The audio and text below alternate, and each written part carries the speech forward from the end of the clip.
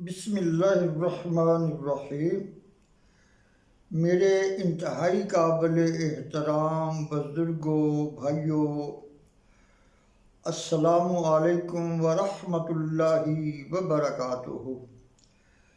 پیارے اسلامی بھائیوں، حضرت حلیمہ سعدیہ رضی اللہ تعالی عنہا فرماتی ہیں، ایک دن میں نے اپنے خاوند حارث سے کہا کہ مجھے مکہ شریف لے چلو۔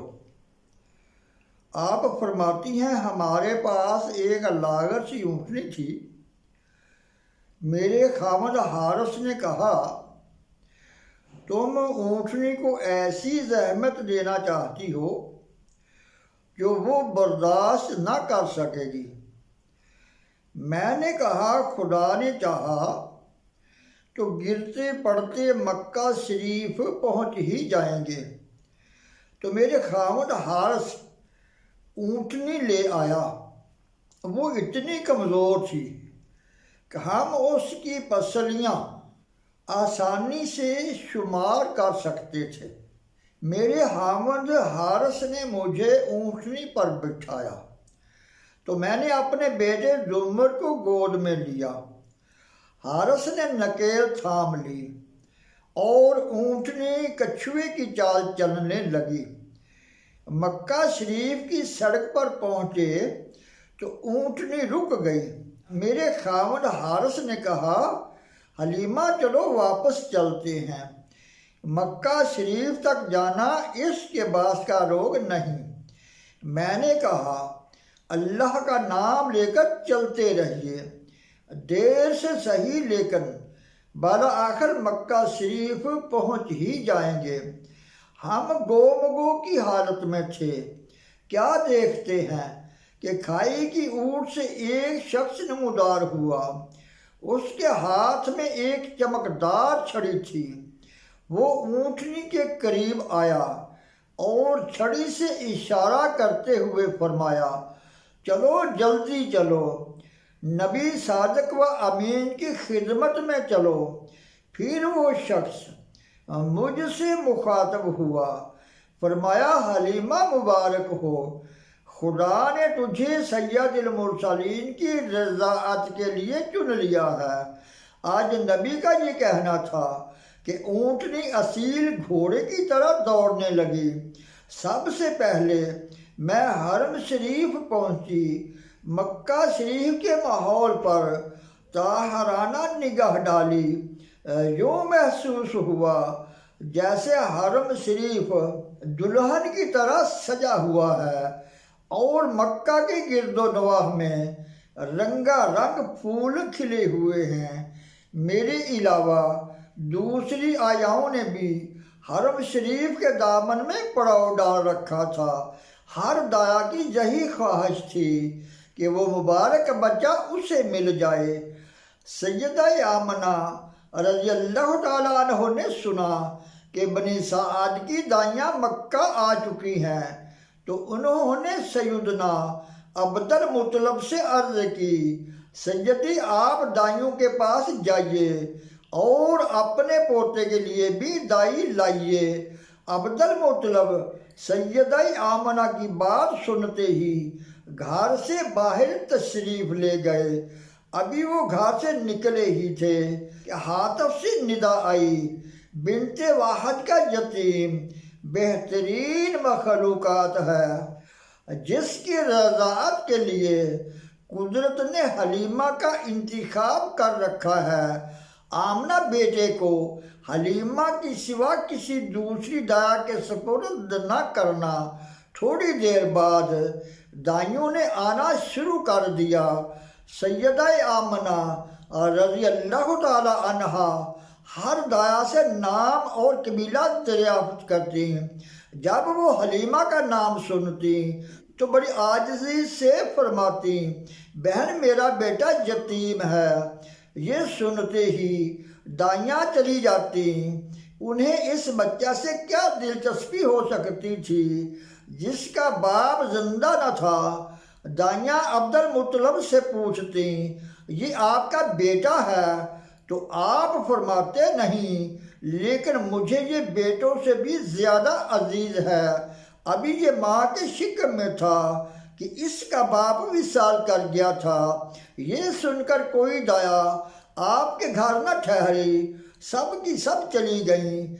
تو میں عبد المطلب کی خدمت میں حاضر ہو گئی، انہیں سلام کیا اور عرض کیا، یا سیدی، میں قبیلہ بنی سعد کی ایک ستم رسیدہ قحط زدہ اور معلوق الحال عورت ہوں۔ ہمارے مویشی قحط کی نظر ہو چکے ہیں، موجودہ سال نے تو رہی سہی کسر بھی پوری کر دی ہے۔ برائے مہربانی، میں نے سنا ہے آپ کو دایا کی ضرورت ہے، میں اپنی خدمات پیش کرنے کے لیے حاضر ہوئی ہوں، شاید اسی بہانے ہمارے دن پھر جائیں۔ آپ نے پوچھا، خاتون تیرا نام کیا ہے؟ میں نے کہا، حلیمہ نام ہے میرا، قبیلہ بنی سعد سے ہوں۔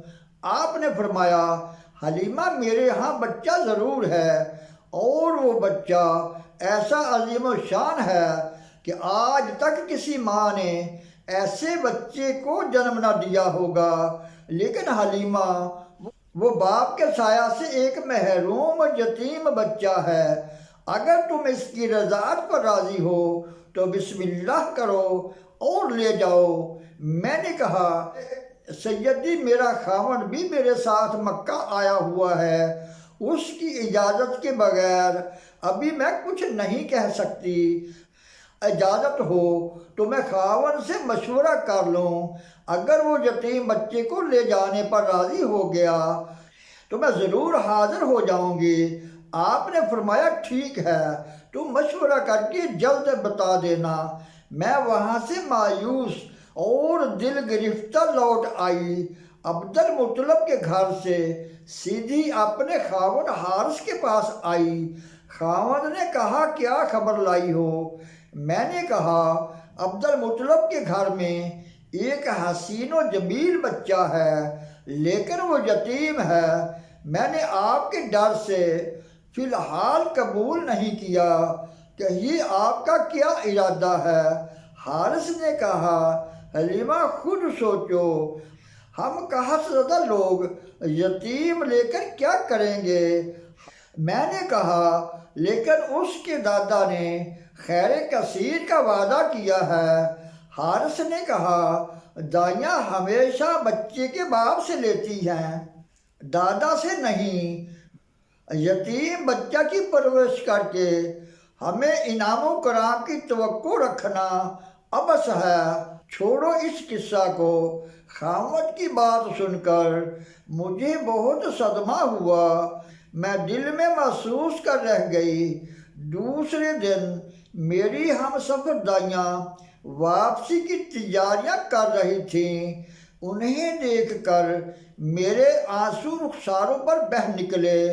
حارث نے کہا، حلیمہ کیوں رو رہی ہو؟ میں نے کہا، کیوں نہ روں، بنی سعد کے تمام دائیاں بچے لے کر جا رہی ہیں اور میں تہی دامن ہوں۔ حارث نے کہا، تو کیا چاہتی ہو؟